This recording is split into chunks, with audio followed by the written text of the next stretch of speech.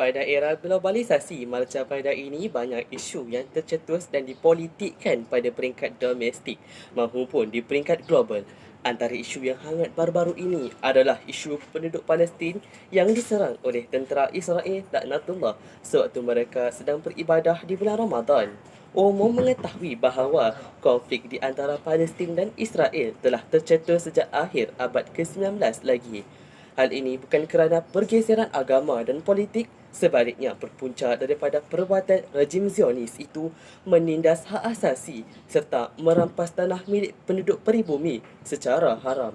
Dengan berpendirian bahawa agama dan politik hanya dijajah bagi menggaburi alasan sebenar konflik di wilayah bergolak berkenaan, telah menginspirasikan saya untuk mengulas sebuah buku yang berjudul Hassan Al-Banna Perjuangan Belum Selesai, karya Abdul Latif Talib. Saya Muhammad Fazrul Haziq bin Jesli dari Sekolah SABK Ma'had Al-Hiyawiyah akan membawa anda semua menghayati serta mendalami kehebatan tokoh yang cukup terkenal dari Masyrik hingga Maghrib ini. Hadirin kula bangsa sekalian, sebelum lidah lancar berbicara, bolehlah saya terlebih dahulu memperkenalkan sisi pengarang buku ini. Beliau adalah Abdul Latif Talib, dilahirkan di kampung Ulu Semperi, Rembau, Negeri Sembilan.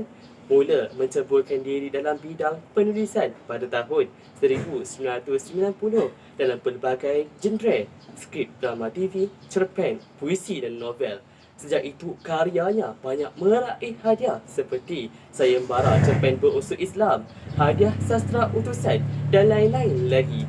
Penulis ini telah menghasilkan pelbagai novel berjuang Islam, antaranya Hassan Al-Banna, Salahuddin Al-Ayyubi, Khalid Al-Walid, Ikramah Abu Jahal, Tariq Ziyad dan banyak lagi. Hadirin, jangan alihkan pandangan, betulkan diri pada kursi sandaran. Buku ini telah diterbitkan oleh PTS Litera Utama SDN BHD dan terbitkan pada tahun 2013. Cetakan pertama juga pada tahun yang sama dan cetakan ke-6 pada tahun 2017. Seterusnya, terdapat 30 bab pada buku ini dan mengandungi 343 halaman muka surat yang mana menarik perhatian pembaca untuk menghayati novel ini dari awal hingga akhir. Sidang saksi bermisi saudara dan saudari. Novel ini menggunakan bahasa yang mudah difahami dan penggunaan bahasa sastra yang tidak terlalu tinggi serta sesuai untuk pelajar sekolah rendah dan sekolah menengah yang sedang berjinak dalam bidang membaca ini.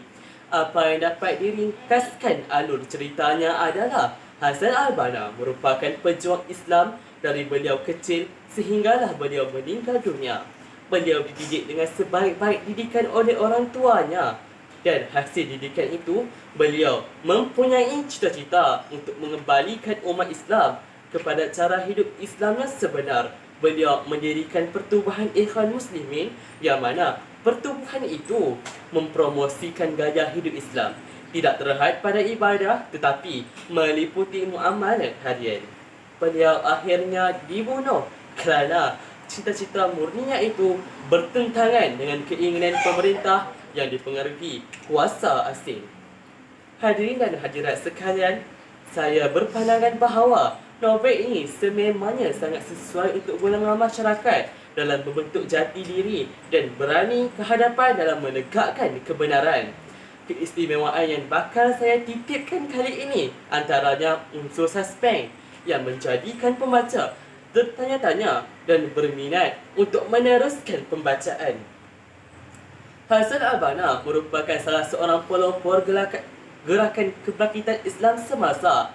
Beliau juga terkenal sebagai seorang pemikir Islam, reformasi, ketua dan juga pengasas gerakan Islam Ikhwan Muslimin di Mesir. Gaya penulisan naratif yang mengisahkan sesuatu peristiwa secara berurutan berdasarkan turutan kejadiannya, menggabungkan sifat fakta dan fiksyen sememangnya bakal membuat pembaca lebih berminat untuk meneruskan pembacaan. Hadirin sekalian, jauhilah daripada mengumpat peribadi orang, mengecam pertubuhan-pertubuhan dan janganlah bercakap melainkan apa yang memberi kebajikan. Begitulah salah satu wasiat Imam Hassan Al-Banna yang mana kita lihat mencerminkan peribadi beliau yang cukup hebat. Oleh itu, wajarlah bagi kita untuk menjadikan beliau sebagai tokoh dan juga sifat beliau sebagai uswah hasanah dalam kehidupan seharian kita. Sekian, wabillahi taufiq wal hidayah. Wassalamualaikum warahmatullahi wabarakatuh.